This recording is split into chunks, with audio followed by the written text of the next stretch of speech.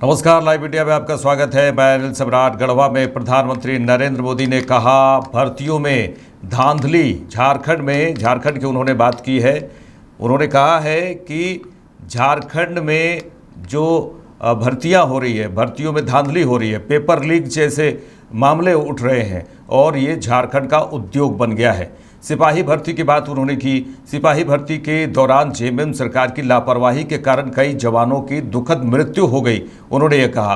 अब उन्होंने कहा कि अब झारखंड बीजेपी ने इस स्थिति को बदलने का निर्णय लिया। प्रदेश में बीजेपी सरकार बनने के बाद सरकारी पदों को पारदर्शी तरीके से भरा जाएगा, ये उन्होंने मंच से सीधे सीधे लोगों से कही है। साथियों, इतना ही नहीं, भर्तियों में धांधली, पेपर लीक, ये तो जैसे यहां का उद्योग बन गया। उद्योग सिपाही भर्ती के दौरान जेएमएम सरकार की लापरवाही के कारण कई नौजवानों की दुखद मृत्यु हो गई। अब झारखंड भाजपा ने इस स्थिति को बदलने का संकल्प लिया है। झारखंड में भाजपा सरकार बनने के बाद 3 लाख सरकारी पदों को पारदर्शी तरीके से भरा जाएगा। अभी हरियाणा में वहीं प्रधानमंत्री नरेंद्र मोदी गढ़वा से झारखंड विधानसभा चुनाव के लिए प्रचार की शुरुआत की है। मोदी की पहली चुनावी सभा गढ़वा में हुई, जहां भारी संख्या में लोगों की मौजूदगी रही। मंच से उन्होंने लोगों को संबोधित करते हुए कहा कि झारखंड के चहुमुखी विकास के लिए बीजेपी की सरकार बनाइए। झारखंड के नौजवानों में टैलेंट की कमी नहीं है। देश ने युवाओं का टैलेंट, ये हमारे झारखंड की बेटियां, हमारे झारखंड के बेटे खेल के मैदान में झारखंड का जज्बा दिखाते हैं। झारखंड के युवाओं का सामर्थ्य बढ़े, उन्हें नए अवसर मिले, ये सरकार की जिम्मेदारी होती है। लेकिन जेएमएम, कांग्रेस, आरजेडी ने झारखंड के युवाओं के साथ भी धोखा ही किया है। बीते 5 वर्षों में झारखंड के नौजवानों के साथ क्या क्या हुआ, ये भी आपने देखा है। इन लोगों ने झारखंड के नौजवानों के लिए बेरोजगारी भत्ता देने का वादा किया था, लेकिन ये वादा पूरा नहीं किया। वादा का वादा असम के सीएम और झारखंड के बीजेपी सह प्रभारी हेमंत बिस्वा शर्मा के बांग्लादेशी घुसपैठ वाले बयान पर रांची से जेएमएम प्रत्याशी महुआ माझी ने कहा, अगर किसी दूसरे देश से लोग यहाँ आ रहे हैं और यह राज्य नहीं केंद्र की समस्या है, केंद्र नाकामयाब है इसे रोकने में। केंद्र में जो गृह मंत्री हैं उन्हें इस्तीफा दे देना चाहिए। उन्होंने आगे कहा कि उन्होंने अपनी भूमिका नहीं निभाई है।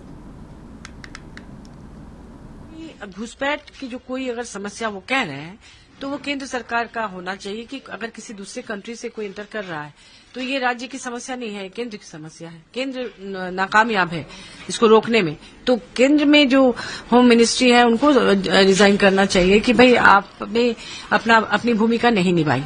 और दूसरी बात कि असम के रास्ते अगर हो रहा है घुसपैठ तो असम के मुख्यमंत्री जिम्मेदार हैं, वो झारखंड को क्यों कह रहे हैं? ये बड़ा ही हास्यास्पद है। कुछ भी कह देते हैं, कोई सिर पैर नहीं रहता उनका। साथ साथ ये भी कहा है कि जो यूसीसी अगर लागू होता है तो उसमें ट्राइबल्स को बाहर रखा जाएगा। देखिए, ये मैंने कहा ना, भाजपा का एकमात्र एजेंडा है धर्म के नाम पर लोगों को लड़ाना, लोगों के मन में नफरत पैदा करना और अशांति फैलाना। और इसके लिए इस तरह के जुमले ठीक है चुनाव के पहले ये लोग इस्तेमाल करते हैं। एक आखिरी सवाल है, प्रधानमंत्री आज झारखंड में रहेंगे, चाईबासा में, और गढ़वा में उनका दौरा है, कैसे देखते हैं? चुनाव के समय में सब लोग अपना अपना दौरा करते हैं। एमपी इलेक्शन में भी प्रधानमंत्री जी बार बार आए थे, लेकिन क्या फर्क पड़ा, क्या हुआ नहीं हुआ आपको अच्छी तरह से पता है। Thank you. झारखंड के मुख्यमंत्री हेमंत सोरेन के प्रस्तावक मंडल मुर्मू के बीजेपी में शामिल होने पर केंद्रीय कृषि मंत्री और झारखंड बीजेपी विधानसभा चुनाव प्रभारी शिवराज सिंह चौहान ने कहा कि वो बीजेपी में शामिल हुए हैं। राष्ट्रवाद और देशभक्ति की भावना से प्रेरित होकर उन्होंने बीजेपी में आने का फैसला किया। पार्टी उन्होंने ज्वाइन की है और वो केवल उनके प्रस्तावक नहीं है, अमर सही सिद्धू कान्हो के वंशज है। राष्ट्रवाद की भावना से, देशभक्ति की भावना से प्रेरित होकर बांग्लादेशी जैसी घुसपैठ हो रही है और विकास के काम ठप्प पड़े हैं, भ्रष्टाचार चरम सीमा पर है, उन्होंने फैसला किया कि मैं भारतीय जनता पार्टी के साथ आऊंगा, मोदी जी के साथ आऊंगा। आगे बढ़ेंगे। महाराष्ट्र विधानसभा चुनाव 2024 पर शिवसेना यूबीटी नेता संजय राउत ने कहा, हम 99 सीटों पर चुनाव लड़ेंगे या 105 सीटों पर, यह हमारा मकसद नहीं है।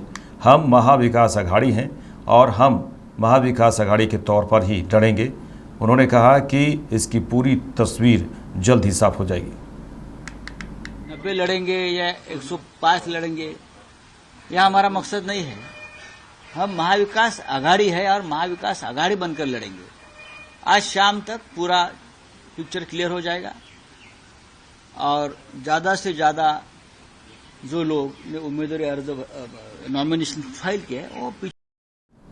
जम्मू कश्मीर में सोमवार से ही विधानसभा का पहला सत्र शुरू हो गया है। इसके मद्देनजर सचिवालय के बाहर सुरक्षा बढ़ा दी गई। जम्मू कश्मीर विधानसभा में सत्र के पहले दिन पीडीपी विधायक वहीद उर रहमान पारा द्वारा जम्मू कश्मीर के विशेष दर्जे और अनुच्छेद 370 को हटाने का प्रस्ताव पेश किए जाने के बाद हंगामा शुरू हो गया। बीजेपी विधायकों ने इसका विरोध किया। जम्मू कश्मीर के मुख्यमंत्री उमर अब्दुल्ला ने कहा, हमें पता था कि इसके लिए एक सदस्य द्वारा तैयारी की जा रही है। वास्तविकता यह है कि जम्मू कश्मीर के लोग 5 अगस्त 2019 को लिए गए फैसले को स्वीकार नहीं करते हैं। अगर उन्होंने इसे स्वीकार किया होता तो आज के नतीजे अलग होते।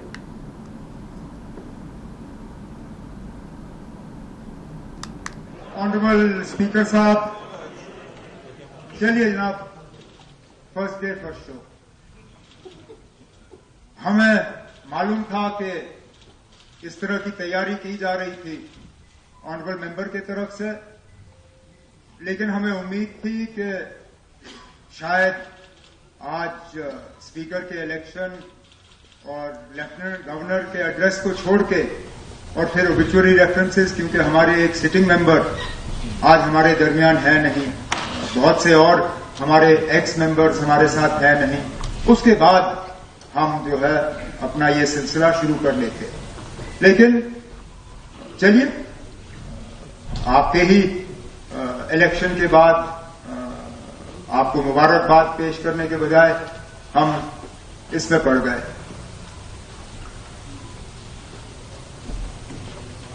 मैं सियासी तकरीर आज करना चाहता ही नहीं था, इसलिए मैंने कोई सियासी बात शुरू में की नहीं।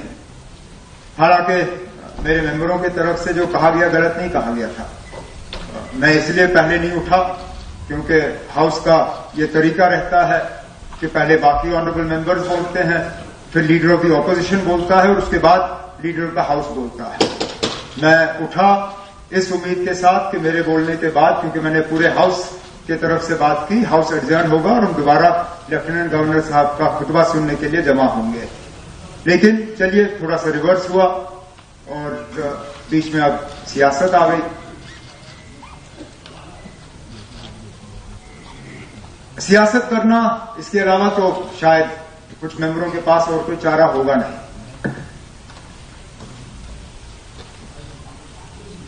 ये असेंबली जम्मू कश्मीर के लोगों के जज्बात को रिफ्लेक्ट करती है।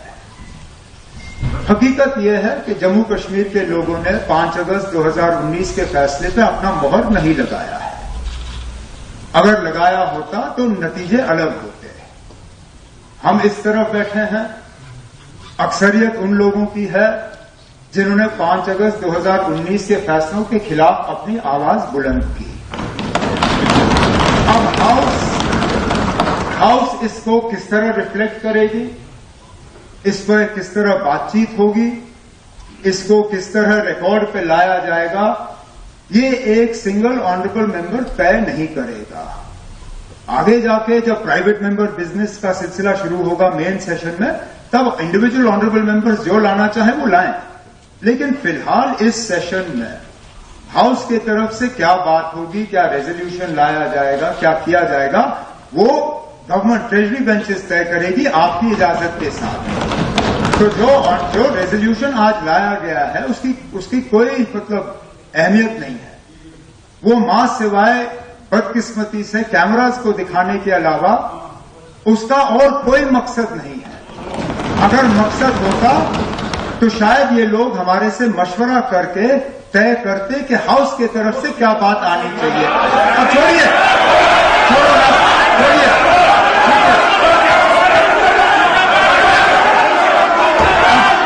स्पीकर साहब, आने वाले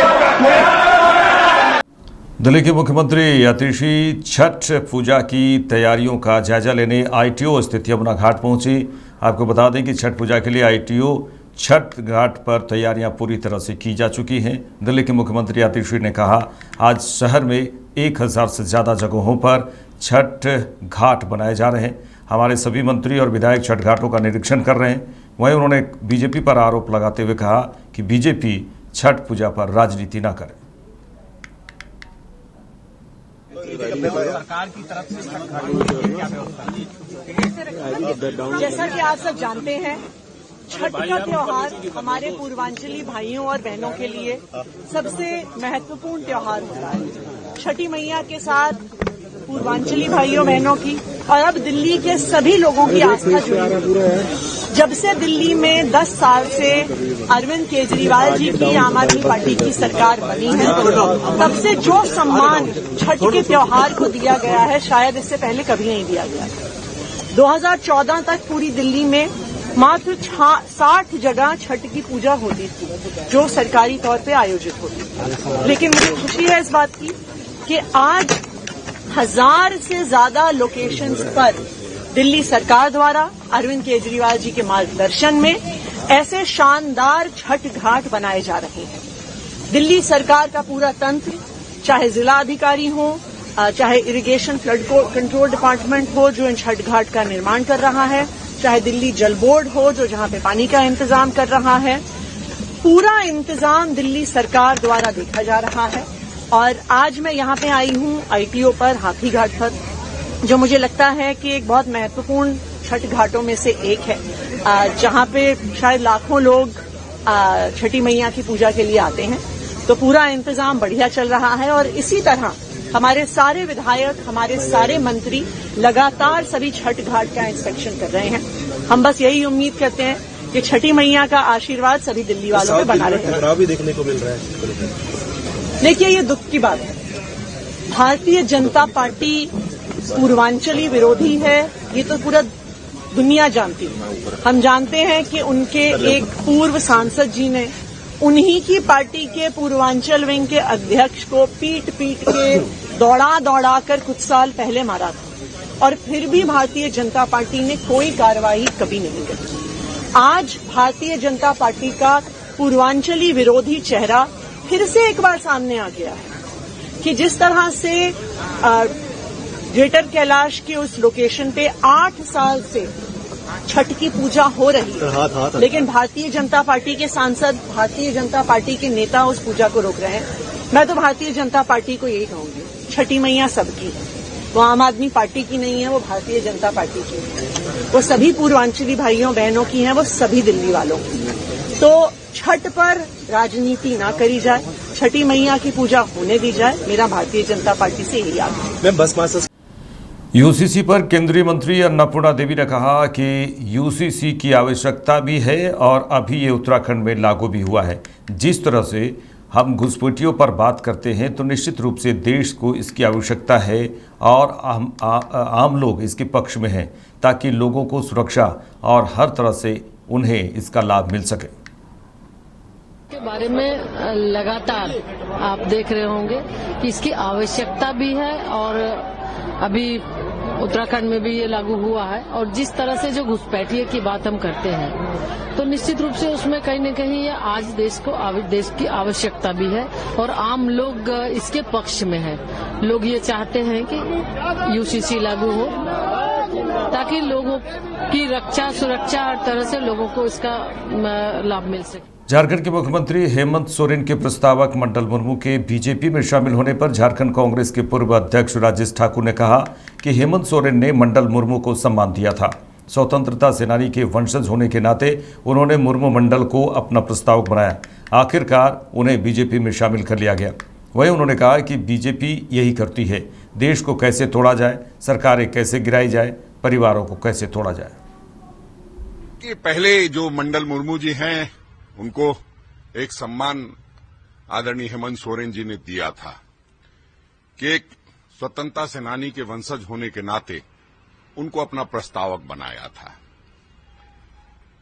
उन्होंने जो काम किया है वो तो अब वो किस परिस्थिति में किया है वो आप सबों को पता होना चाहिए कि पहले उनको किस तरह से किडनैप किया गया, किस तरह से फिर पुलिस उनको छुड़ाई, किस तरह से उस पर दबाव बनाया गया कि आप उनके प्रस्तावक से डिनाई कर जाओ और अंततः अब उनको पार्टी में शामिल करा लिया गया। तो भारतीय जनता पार्टी का काम ही यही है, देश को कैसे तोड़े, कैसे सरकारों को तोड़े, कैसे परिवारों को तोड़े और कैसे जो जिनके पूर्वज स्वतंत्रता संग्राम में रहे हों और जो आजादी की लड़ाई लड़ी हो और जो महात्मा गांधी के चाहने वाले हों उनको गॉडसे के चाहने वालों तक पहुंचा दें, इस काम में लोग लगे हैं। हमें लगता है कि वो उनको मुबारक हो। नालंदा जिले के नगर निगम क्षेत्र बिहार शरीफ के मणिराम अखाड़ा तालाब, तकिया कला छठ घाट समेत कई छठ घाटों की सफाई नहीं किए जाने से स्थानीय लोगों में नाराजगी है। इस दौरान स्थानीय लोगों ने कहा कि 5 नवंबर से छठ पूजा की शुरुआत हो रही है और अभी तक तालाब की सफाई भी नहीं हुई है, जिसके कारण नहाए खाए के साथ साथ छठ पूजा कैसे की जाएगी यह चिंता का विषय बना हुआ है। नगर निगम के अधिकारियों को उन्होंने कहा कि नगर निगम के अधिकारियों को इस ओर ध्यान देना चाहिए।